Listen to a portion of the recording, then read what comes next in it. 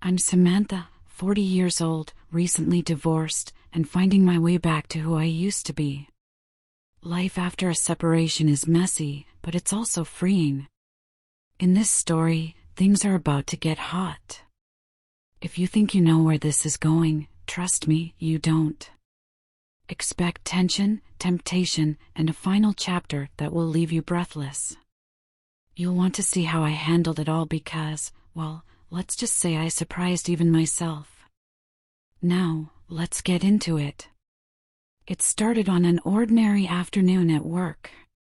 I was in a meeting room with Jake, 28 years old, with that charm and confidence that seemed to come so naturally to him. He was the kind of guy who could make anyone feel special with just a look. I didn't think much of it before, but today was different. The room was quiet, just the two of us going over campaign ideas.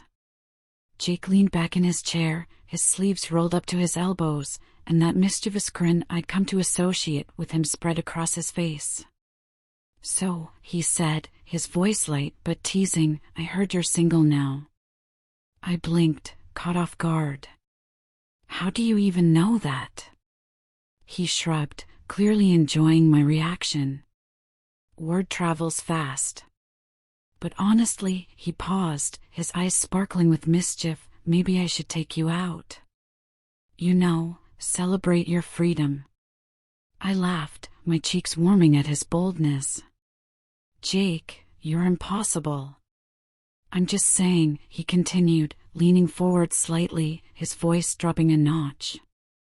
"You deserve to let loose a little.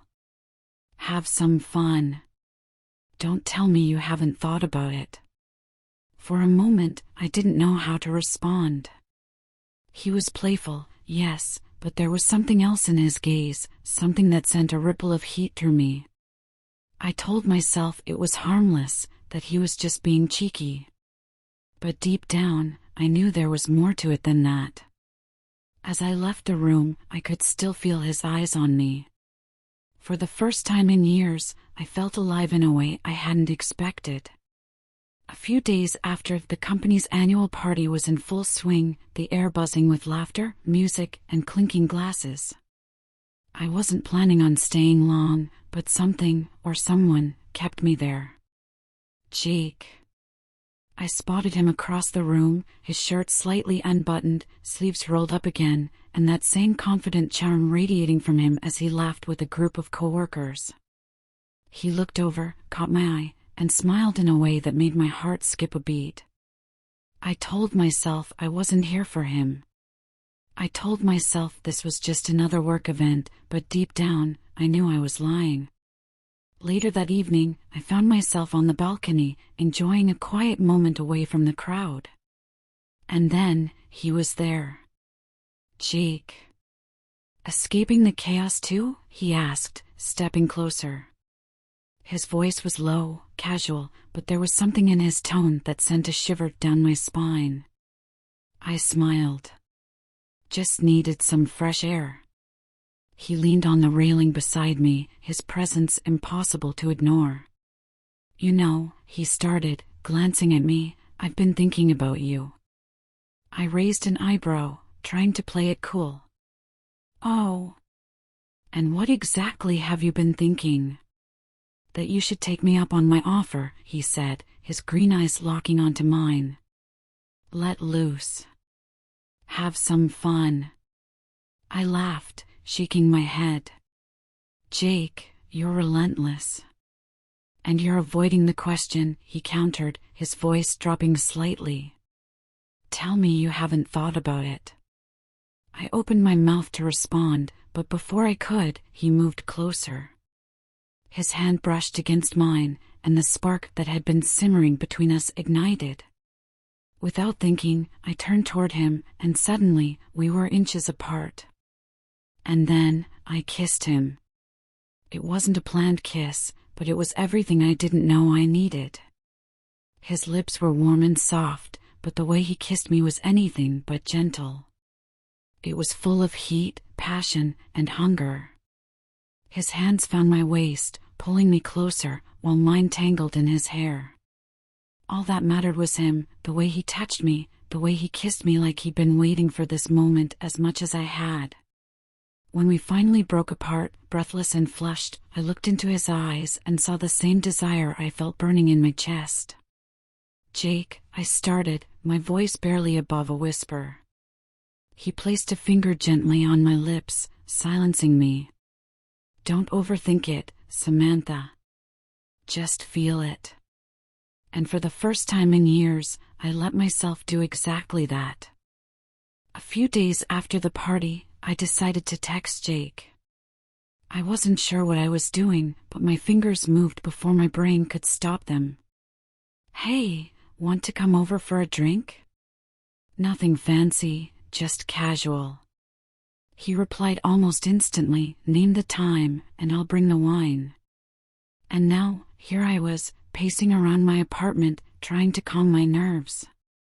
I told myself it was just two colleagues hanging out. But deep down, I knew better. When the doorbell rang, my heart raced.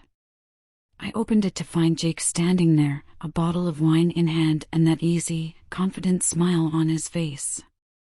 He looked relaxed in a fitted black shirt and jeans, but the heat in his eyes told me he wasn't here just for the wine. "Thanks for inviting me," he said as he stepped inside, glancing around my cozy space. "You've got a great place."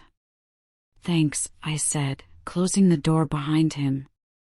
I led him to the couch, my hands trembling slightly as I reached for the wine glasses. We started talking, and the conversation flowed effortlessly. He had a way of making me laugh, of making me forget about everything except the moment we were in. But as the minutes passed, the air between us grew heavier, charged with unspoken tension. When his hand brushed against mine, I didn't pull away.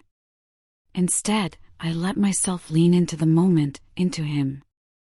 "Samantha," he said softly, his voice laced with something deeper.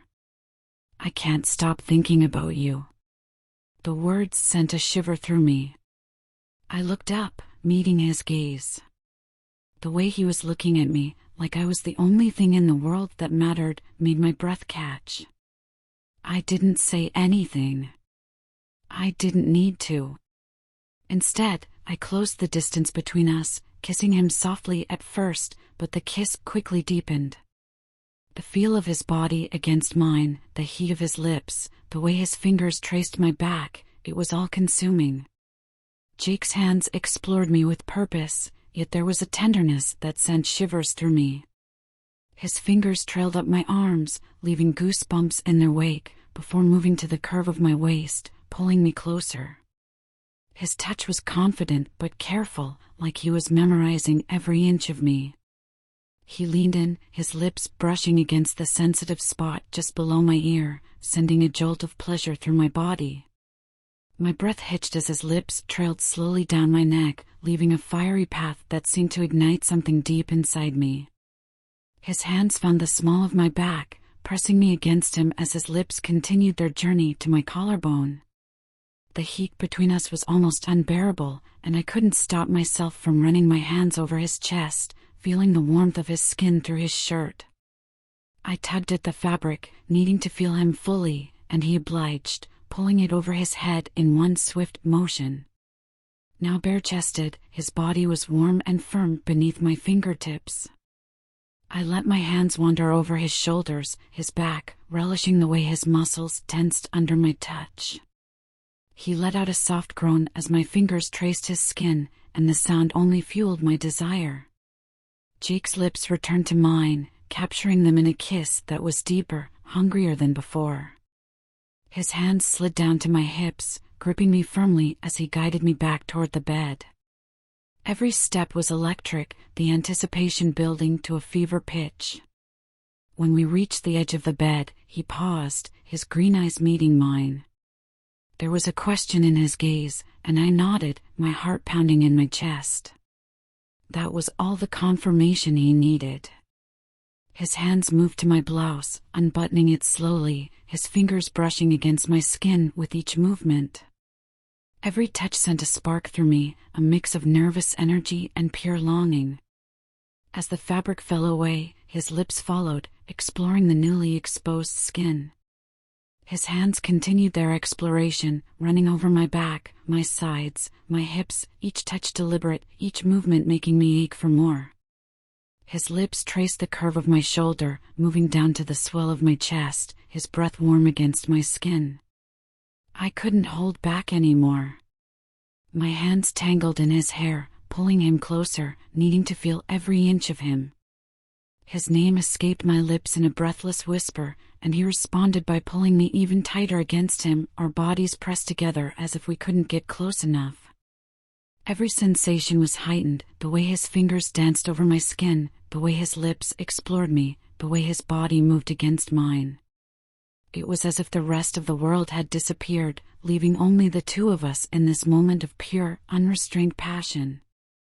When we finally collapsed onto the bed, tangled in each other, every nerve in my body was alive. Jake's touch lingered on my skin, his fingers tracing lazy circles as we caught our breath.